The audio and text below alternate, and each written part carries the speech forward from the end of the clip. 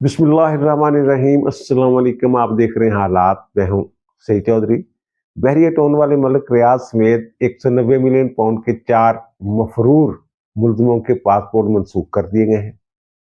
उनकी वतन वापसी की कार्रवाई के लिए नैब ने मामला FIA के सुपुर्द कर दिया है। आखिर अचानक ऐसा क्या हुआ है कि मलिक रियाज और दीगर जो मुल्जमान हैं उनके गिर्द घेरा तंग किया जा रहा है और 190 मिलियन पाउंड वाला जो है केस, उसकी जो अपील इस्लामाबाद हाई कोर्ट में फाइल की गई है, तो उसमें मेरा ख्याल है कि एक गलती फिर कर गए हैं इमरान खान के जो वकला हैं।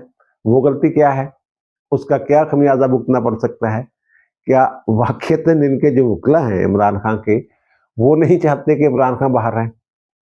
और फिर हुकूमत की तरफ से एक मरतबा फिर पेशकश की गई है मुज़ाकरात की, पार्लिमानी कमेटी बनाने की, लेकिन इन्होंने एकदम से ही वो यकसर मुस्तरद कर दी है।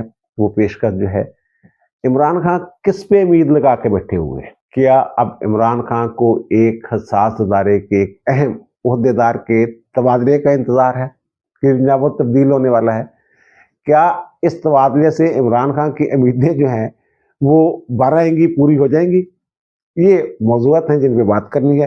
पहले जनाब मलिक रियाज साहब 190 मिलियन पाउंड केस में भगौड़े हैं, मफरूर हैं। अदालत ने दायमी वारंट गिरफ्तारी उनके जारी कर रखे हैं। उनके बेटे हैं जनाब अली रियाज साहब और शहजाद अकबर साहब, जो मरकजी किरदारों में से एक किरदार है। 190 मिलियन पाउंड वाला जो केस है, नेशनल क्राइम एजेंसी के साथ जिस बंदे ने नेगोशिएशन की थी और हुकूमत के नुमाइंदे के तौर पर दस्तखत किए थे, वो शहजाद अकबर साहब हैं। वो भी भगौड़े हैं। उनके भी वारंट की गिरफ्तारी जो है वो जारी हो चुके हुए हैं। और इसी तरह फरहत शहजादी और फरा शहजादी और फरा गोगी, उनके भी दामी वारंट इस केस में निकले हुए हैं। तो इन चारों के पासपोर्टों की मनसूखी के लिए नैब ने मामला जो है मुतलका काम को भेजा था और अब खबर ये है कि इन चारों के जो पासपोर्ट हैं वो मनसूख कर दिए गए हैं और FIA के सुपुर्द मामला कर दिया गया है कि इनको वतन वापस लाया जाए, क्योंकि नैब दूसरे मुल्कों में भाग के जाने वाले जो मुलजम हैं उनकी वापसी के लिए बराह रास्त कार्रवाई नहीं कर सकता। अब FIA जो है वो क्या कार्रवाई करेगी? FIA जनाब जो इंटरपोल को लिखेगी, हमारी अदालत को मौजूद है, दायमी वारंट जो हैं वो गिरफ्तारी जारी हो चुके हुए हैं, तो उनकी बुनियाद पे अदालत के हुक्म पे जानी ये FIA जो है ये इंटरपोल को लिखेगी, जिसे उर्फ आम में हम रेड वारंट कहते हैं। रेड वारंट जारी हो गए, उसके बाद फिर प्रोसेस होगा और फिर उनको गिरफ्तार करके पाकिस्तान के सुपुर्द किया जा सकता है। लाजमी नहीं है, लेकिन किया जा सकता है। इसके अलावा और भी कुछ कवानीन है। वियना कन्वेंशन है, जिसके तहत जो सिग्नेटरी ममालिक हैं जिन्होंने दस्तखत किए हैं उसके ऊपर कि वो जो ब्लैक मनी वाले मुलजम हैं दूसरे मुल्क में जाके छुपे हों, तो उसके लिए वो दूसरे मुल्क की, जिस मुल्क से वो पैसा लूट के लाए हैं, उसकी मदद के पाबंद हैं। इसी तरह जो एंटी मनी लॉन्ड्रिंग कवानीन है बैन अल-अक़वामी, आपको याद होगा इमरान खान बड़ा कहा करते थे कि मैंने उनसे कहा, यूरोपीय यूनियन वालों से, मैंने यूरोप वालों से कहा, मैंने तरक्की याफ्ता ममालिक से कहा कि गरीब मुल्कों का पैसा लूट के लेके आते हैं ये लोग और जनाब आपके मुल्कों में अपना लेते हैं, आपके मुल्कों में सरमाया लेके आते हैं। तो ऐसे कवानीन बनाए जाएं जनाब ये पैसे जो हैं उन ममालिक को वापस किए जाएं। जैसे नेशनल क्राइम एजेंसी वाला जो मामला हुआ है, तो वो ऐसे ही कवानीन के तहत उन्होंने कार्रवाई करते हैं ना NCA वाले कि जनाब जो ब्लैक मनी, जब लूटा हुआ माल होता है किसी मुल्क से, किसी रियासत से लूट के लेके आते हैं मुल्जिमों को, उनके खिलाफ वो कार्रवाई करते हैं और फिर पैसा जो है वो वापस भेज दिया जाता है। अब ये मलिक रियाज के पीछे अचानक क्यों पड़ गए हैं? सर, मैंने अर्ज किया था कि ऐसे शवाहत मौजूद हैं कि मलिक रियाज साहब जो हैं ये माली मदद जो है इमरान खान की किया करते थे। जब ये 9 अप्रैल के बाद जितने भी इन्होंने जलसे जुलूस किए हैं, सारा हिसाब किताब जब निकाला गया है, तो उसमें ज़्यादातर जो रकम है जो खर्च की गई है वो मलिक रियाज साहब की है। आपको याद होगा जिनके जलसे जुलूस थे और एहतजाज वगैरह थे इमरान खान के, वो बाद में ख़ास शक्ल इख्तियार कर गए थे। जब इन्हें वो फायरिंग हुई इनके ऊपर, फायरिंग का वाक़या हुआ, उसके बाद जनाब टाँग इनकी ज़ख्मी हो गई। ये टूटी हुई टाँग के साथ, ज़ख्मी टाँग के साथ आखिरी दफ़ा पहुँचे थे नवंबर में रावलपिंडी और उसके 1-2 दिन बाद जो है आर्मी चीफ का तकर्रुर होने वाला था। ये जितना भी इसके पीछे सरमाया था मुबैना तौर पे, वो मलिक रियाज साहब का है। और जो फैज हमीद साहब से इन्वेस्टिगेशंस हुई हैं, तो उससे ये वहां ये पता चला है, ये अकदा खुला है कि जनाब मलिक रियाज, फैज हमीद और इमरान खान साहब, ये तीनों इस प्लानिंग में शामिल थे। पैसा मलिक रियाज दा, जेन फैज हमीद दा, ते अगे कार्रवाई करने गए इमरान खान साहब, अफराधी कुव्वत इमरान साहब दी। इस तरह लेना तो कुछ ट्राइका सी। और फिर 190 मिलियन पाउंड में अब सजा भी होगी इमरान खान और बुशरा बेगम को। तो फिर जो बाकी मुलजमान हैं उनके खिलाफ भी तो ज़ाहिर है, लोग बातें करते हैं ना जनाब, बाकी मुलजमों को क्यों नहीं पकड़ा जा रहा? असल मुलजम कहाँ है? शहजाद अकबर, फराह गोगी और ये मलिक रियाज साहब। अच्छा, ये बड़ी अजीब व गरीब बात है कि जो फेक न्यूज़ रोकने के लिए कानून बनाया गया है, पैका जिसको कहते हैं, एक्ट आया है, तो सदर ने भी मंजूरी दे दी, अब नाफिजुल अमल है वो। उसके खिलाफ सबसे ज्यादा जो मीडिया हाउस एहतजाज कर रहा है ना, सबसे ज्यादा कवरेज दे रहा है, और उस मीडिया हाउस से वाबस्ता साफी जो है वो पेश है इसकी मुखालफत में। लेकिन एक खबर हम आपको दिखा रहे हैं, जो मलिक रियाज, उनके बेटे अली रियाज, फराह गोगी और शहजाद अकबर के जो पासपोर्ट मनसूख हुए हैं, उसकी खबर में मलिक रियाज और उनके बेटे का नाम ही शामिल नहीं है। जनाब उनके भी वारंट जो है, रेड वारंट जारी करवाने के लिए एफआई जो है कार्रवाई कर रही है, और उनके पासपोर्ट मनसूख हो गए। सिर्फ 2 बंदों के नाम है। ये सर, ये दोगलापन है। इसमें गुस्सा आता है कि एक तरफ जनाब आप कहते हैं आज़ादी सहाफत, और दूसरी तरफ उस बंदे का नाम भी नहीं ले रहे। इसलिए नहीं ले रहे कि जनाब आपके मालिक जो थे, वो जब ये इफ्तिताह दुबई वाले प्रोजेक्ट का इफ्तिताह हुआ है, तो वो मालिक जो थे वो बिमा अहलो याल वहाँ उस तकरीब में गए हुए थे, पहुंचे हुए थे वहां पे। ये सर ऐसे नहीं चलेगा। अगर करना है तो फिर सहाफत करनी है, आज़ादी है सहाफत, तो इसके लिए भी आवाज बुलंद करे ना। जो सेठ है, मालकान है मीडिया के, उनको कहें कि जनाब खबर तो पूरी चलाए ना। यानी ये पहले तो है ना, तो टाइकॉन, पता नहीं कौन सा टाइकॉन, रियल स्टेट टाइकॉन वगैरह इस तरह के लफ्ज बोलते हैं। अब वो भी नहीं, वो वैसे ही गेट कीपर हैं, ठीक है, साफी गेट कीपर होता है, कुछ खबरें रोक सकता है, लेकिन ये खबर का तासर ही बिल्कुल गड़बड़ कर दिया है। इससे तो ये लग रहा है जनाब, जो मलिक रियाज और उसका बेटा जो है उसको खुली छूट मिली हुई है, बाकी 2 मुल्ज़िम जो उनके पीछे चढ़ गए। अगर ये खबर पढ़े जो मैंने आपको दिखाई है, तो इससे तो यही तासर मिलता है जनाब, सिर्फ 2 बंदों के वारंट गिरफ्तारी जारी हुए हैं। चलो अब 4 ही लिख दे।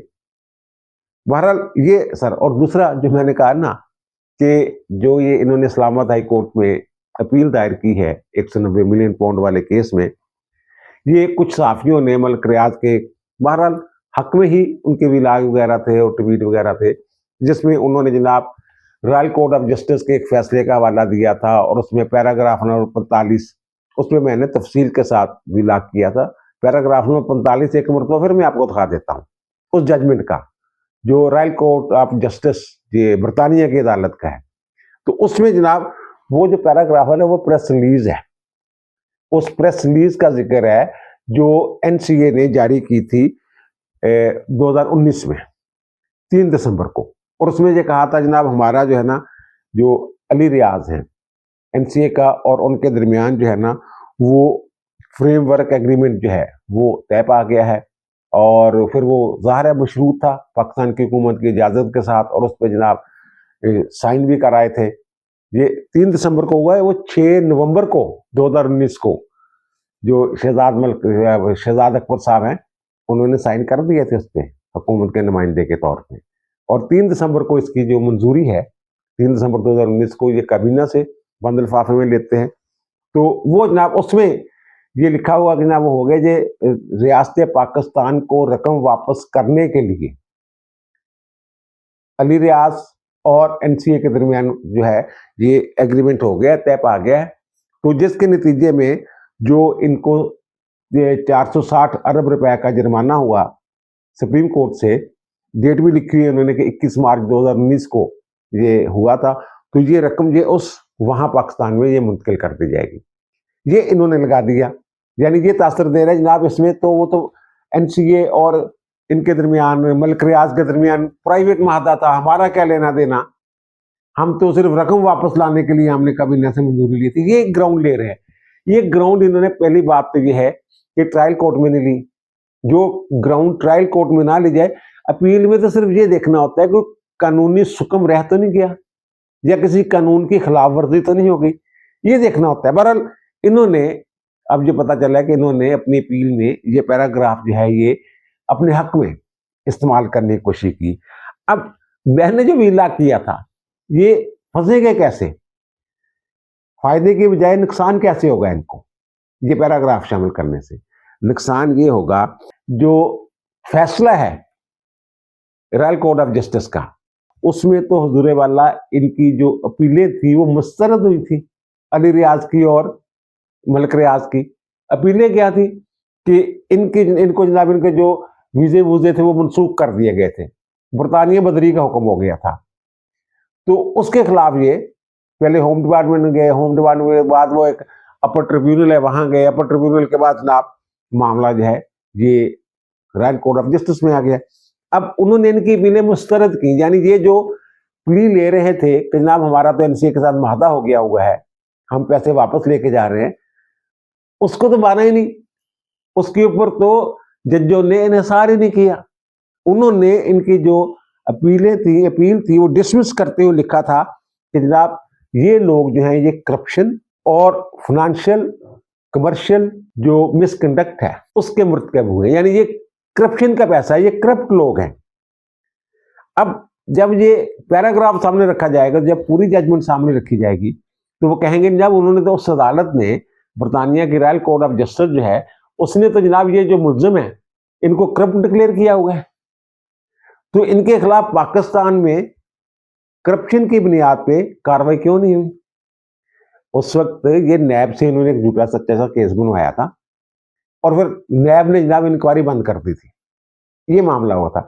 अब मलिक रियाज, शहजाद अकबर, फराह गोगी, अली रियाज, इनके खिलाफ जो घेरा तंग हो रहा है, तो इससे इमरान खान साहब को ये समझ जाना चाहिए कि भाई साहब, यानी कि वो तो इमरान खान के साथियों को छोड़ने के लिए तैयार नहीं, तो ये कैसे उम्मीदें लगा के बैठे हुए पीटीआई वाले कि जनाब ये नैब के चेयरमैन को पता है ना, आपको साहब के जरनैल है, तो जरनैल तो बाहर थोड़ा होंगे नहीं यार। बहरहाल ये उम्मीदें लगा के बैठे हुए हैं पीटीआई वाले, जनाब इमरान खान बाहर आएंगे, ट्रंप पता नहीं क्या कर देगा। ट्रंप का जो ख्याल है, जो ट्रंप ने करना है, वो पता चल ही रहा है सबको। ट्रंप का तो ध्यान ही नहीं है इस तरफ, इमरान खान की तरफ, वो तो अपने कामों में लगा हुआ है। और जहां जो आए थे उनके सरमायाकारी करने के लिए अरबों डॉलर की, वो जो बात कर गए हुए हैं वो भी ट्रंप के करीब है ना, करीबी लोग हैं ना, वो कहते हैं गुमराह किया इन लोगों ने, इनकी जो लॉबिंग फर्में हैं, इनके जो लोग बैठे हुए हैं, उन्होंने रिचर्ड ग्रीनल को गुमराह किया, वो खुद बताया उसने मुझे। तो बहरहाल ये, इससे इनको समझ जाना चाहिए कि भाई साहब, अगर मेरे साथियों के लिए माफी नहीं है, जो मेरे करीबी हैं, फराह गोगी में तो इमरान खान की और बुशरा बेगम की जान है। जब फराह गोगी, आपको नहीं याद बुशरा बेगम जो बातें कर रही, पता नहीं बेटे अरसलान के साथ किससे बातें कर रही थी, वो जनाब इसको भी गद्दारी से जोड़ दो, वो उस बच्ची को बदनाम करेंगे वगैरह वगैरह। इमरान खान जनाब मैदान में आ गए थे जब उनको नोटिस वगैरह हुए थे जारी, फराह गोगी को, उस बच्ची का क्या कसूर, उसका क्या कसूर है, उसके पास कोई सरकारी होता था, वो आप लोगों की फ्रेंड वुमेन थी सर, ये उसके पास होता था। फिर मफरूर क्यों है, बागी हुई क्यों है? शहजाद अकबर के पास तो मेरा ख्याल है स्पेन का पासपोर्ट है, और फिर उनके पास परमानेंट रेजिडेंस वीज़ा जो है वो भी बरतानिया का उनके पास है, वहाँ भी उनकी फर्म है। और फराह शहजादी मेरी इत्तला के मुताबिक दुबई में है, यूएई में है, तो फिर वहाँ से आगे निकलने की, स्पेन से वो इधर उधर जाने की, या वहाँ का कोई वीज़ा वूज़ा लेने की, परमानेंट रेजिडेंस का कुछ तरह की कोशिश कर रही थी। तो अगर उन्हें वहाँ का पासपोर्ट मिल गया हुआ है, तो फिर तो इनके पासपोर्ट जो मनसूख होते हैं उनकी, तो फिर नकलो हरकत या सफ़र वगैरह पे कोई फ़र्क नहीं पड़ेगा, मलिक रियाज और उनके बेटे को फ़र्क ज़रूर पड़ेगा। तो लेकिन रेड वारंट जारी हो जाते हैं, तो फिर एक और भी है ना, वो जो कहते हैं म्यूचुअल लीगल असिस्टेंस बरतानिया के साथ, जैसे जब यूएई से नवाज शरीफ के खिलाफ नहीं कागजात ये निकलवा कर लाए थे, तो उस वक्त वो यही एमएलए जो है म्यूचुअल लीगल असिस्टेंट बाहमी कानूनी मामलत वाला जो मामला कानून है, उसी के तहत ये सारी चीज़ें हुई थी। तो अब ये भी एमएलए जो है ये भी काम आ सकता है इनकी वापसी के लिए। और दूसरा जो वज़ीर-ए-आज़म उन्होंने फिर कहा जनाब मुज़ाकरात करें, हम तो नीति के साथ बैठे हुए थे। मैंने पहले दिन ही जब ये मुज़ाकरात शुरू हुए थे ना, मामला चले थे, तो मैंने पहले दिन ही कह दिया जनाब 31 तारीख से पहले ये टूट जाने। और बीच में मैंने ये भी कहा था जनाब, उन्होंने ये कहा है एस्टेब्लिशमेंट वालों ने कि जनाब छड्डो किहड़े 31 तारीख तक ही इंतजार करना, बंद करो ये ड्रामा जिहड़ा तुसीं लाया आ। लेकिन बहरहाल ये जो हुकूमत वाले हैं ना, ये कहते हैं जनाब थोड़ा सा ना ऊपर अपर हैंड रखना चाहते हैं कि जनाब हम देखें, हमने फिर एक दफ़ा पेशकश की। और पेशकश क्या कर रहे हैं कि जनाब 2014 के धरनों से शुरू करते हैं, एक पार्लियामेंट्री कमेटी बना देते हैं, ये जुडिशियल कमीशन की बजाय पार्लियामेंट्री एक कमीशन बना देते हैं। तो वहाँ वो बैठ के ना 2014 से अगर करेंगे तो अच्छा। वैसे इमरान खान को वो कहते हैं ना जनाब जुडिशियल कमीशन बनाने से आपको क्या मसला है, अगर आप सच्चे हैं तो ये यही बात वो भी कर सकते हैं कि पार्लियामेंट्री कमेटी बनाने से 2014 के धरनों से अगर शुरू कर लें तो आपको फिर क्या तकलीफ है, आप तो सच्चे हैं। आपके पीछे कौन सा कोई फौज थी, यही है ना। वो 2014 के धरनों से यही करना है ना कि लंदन प्लान क्या था, धरने क्यों हुए, कौन कौन लोग जो असिस्ट करते थे, किन के राब्ते थे, कौन प्लान बना के देता था, ये सारी चीजें। और इनके एक बड़े अहम आदमी हैं, इमरान खान के करीबी हैं, मुलाकातें भी करते हैं जेल में। तो उनसे मेरी बात हुई कि जब इमरान खान चाहते क्या हैं आखिर, तो उन्होंने मुझे जो बात की तो उन्होंने कहा आपको नहीं पता एक बड़ी अहम तब्दीली जो है, एक बड़ा अहम तबादला जो है वो ड्यू है। तो इस वजह से जनाब खान साहब इंतजार कर रहे हैं उस तबादले का। अच्छा, वो तबादला भी मैं आगे जाकर बताता हूँ किस तबादले का खान साहब को इंतजार है। लेकिन इन्होंने फिर गलत फहमी मारे जाना खान साहब ने उस तबादले से। अच्छा, ये जो खान जो मिलिट्री कोर्ट वाला ट्रायल, मिलिट्री कोर्ट्स वाला जो केस लगा हुआ सुप्रीम कोर्ट में, अपीलें जो लगी हुई हैं, उनका फैसला भी आने वाला है। और कुछ लोग जो हैं ये मशवरा दे रहे हैं, जज एडवोकेट ब्रांच होती है, वहाँ मशवरे होते हैं, कोई और वो सारे डॉक्यूमेंट वगैरह जो तैयारियां पूरी हैं उसकी सारी। मैंने पहले भी जिक्र किया था कि इमरान खान को अगर वहाँ ले जाना पड़े 9 मई वाले वाकयात में, मुकदमात में, या उनके साथ ट्रायल करना हो, फैज़ हमीद के साथ ट्रायल करना हो, यदि कोर्ट मार्शल करना हो, तो उसके लिए तैयारियां मुकम्मल है, लेकिन हतमी फैसला अभी तक नहीं हुआ। अब जो जीएचक्यू वाला केस है ना लगा हुआ, जीएचक्यू हमला केस, उसका ट्रायल जो है बड़ी तेजी के साथ आगे बढ़ रहा है। तो एक साहब हैं जिन्होंने, जिनसे राब्ता किया गया होगा ना प्रोसिक्यूशन की तरफ से पेश होने के लिए, उन्होंने फाइल शाइल देखी है, उन्होंने मुझे कहा कि जनाब जो दीगर केस बनाए गए हैं ना 9 मई वाले, जो मेरी नजर से गुजरी हैं फाइलें, वो कह रहे हैं कि जो जीएचक्यू वाला हमला केस वाली वो केस है ना इस्तगासा का, वो उनसे कई गुना ज्यादा मजबूत है। वो कहते हैं कि अगर दलाइल सही अंदाज में और गवाह सही अंदाज में भुगताने में कामयाब हो जाता है ना इस्तगासा, तो ये लोग जो हैं इमरान खान समेत सजा से नहीं बच सकेंगे। अब वो जिस तबादले का इमरान खान साहब इंतजार कर रहे हैं, वो साहब ये कहते हैं जनाब देखिएगा ये जल्द ही जो डर्टी हैरी जो है उनका तबादला जो है वो होने वाला है, वो ड्यू है। पता नहीं, मुझे नहीं पता कि इनका पीरियड होता है या नहीं होता, इनको कुछ ऐसा अंदाजा होगा पीटीए वालों को या इमरान खान को। तो वो कहते हैं जब डर्टी हैरी जो है वो तब्दील होने वाला, उसने बड़ा तंग किया था, इलेक्शन भी सारा उसी ने किया, जो हमारे साथ हो रहा है 9 मई के पीछे भी वही है, जो मेरे ऊपर कातलाना हमला हुआ उसके पीछे भी वही है, मैंने तो पर्चा भी दर्ज करवाने की कोशिश की थी, ये सारी चीजें। यानी वो जो आईएसआई के डीजीसी हैं फैसल नसीर साहब, उनके ऊपर सारा ये इल्जाम धरते हैं। अब इनको कहीं जो खबर मिल गई होगी, मुझे तो नहीं पता, ये खुद कह रहे हैं कि जनाब उनका जो है वो तबादला होने वाला, उनकी जगह नए जो है वो डीजीसी जो है वो आने वाले हैं आईएसआई में। तो जब नया बंदा आएगा तो वो जनाब ये इसने तो जनाब पता नहीं क्या जुल्म के पहाड़ पता नहीं क्या किया हुआ था, किस तरह वो जो नया आएगा वो कुछ न कुछ तो तवाज़न रखेगा वगैरह वगैरह। वो साहब तो एक मोतदल मिजाज जनरल का वहां वो कहते हैं जनाब तैनाती भी करवा के बैठे हुए। लेकिन जो मेरी इतला है, जिनके बारे में ये सोच रहे हैं ना कि शायद वो आ जाए, अगर ये जाएंगे तो इनकी जगह जो आएंगे वो यहीं से काम शुरू करेंगे। ये पहले से तयशुदा चीजें हैं, वरन इनकी खुशफहमी है। खुशफहमी ने आगे मरवाया, इतनी देर तो अंदर रहे, इलेक्शन अपने गवा ले, हुकूमत अपनी गवा ली। पंजाब के भी चंगी बेली हुकूमत कर रहे थे, पता नहीं खुशफहमी इसी कानून और आइन जनाब किताबा खोल के बैठे हुए जनाब वकील के, जनाब तोड़ दो सबाई असम्बलियां तो इलेक्शन हो जाएंगे, जनरल इलेक्शन हो जाएंगे। हुए इसी तरह की झूठी उम्मीदें पता नहीं कौन दिलाता है इमरान खान को। बल्कि मुझे तो एक साहब कह रहे थे, इमरान खान साहब ऐसे ही ना बैठ के कोई एक नुक्ता कोई अगर उनके साथ डिस्कस कर लेते, उसके बाद पूरी एक ना कहानी उसके पीछे खुद ही सवराती एक कहानी जो है पूरी कहानी गाड़ लेते हैं कि जनाब ये हुआ होगा, ये हुआ हो, ये कहता नहीं मेरे पास मैजिक बॉल है। ये मैजिक बॉल इसी तरह का जो तसव्वुराती किस्म का जो वो उनके ताने बाने बोलने का एक कह लें कि जनाब मिजाज है, वही इनका मैजिक बॉल है। वो कहते हैं आपके साथ शायद मुलाकात ना हो, दोबारा जल्द मुलाकात ना हो। ये अडियाला जेल में, अभी तक अडियाला जेल में बैठे हुए। वैसे मैजिक बॉल जो है एक बात कह रहे हैं इनको, अडियाला जेल में भी ज्यादा देर रहना नहीं इन्होंने। ये सारी पूरी सूरत। अब दीजिए मुझे इजाजत, इंशाअल्लाह मुलाकात होगी नए भी लाख के साथ। अल्लाह ताला आप पर, मुझ पर, हम सब पर मेहरबान रहे। अल्लाह हाफिज।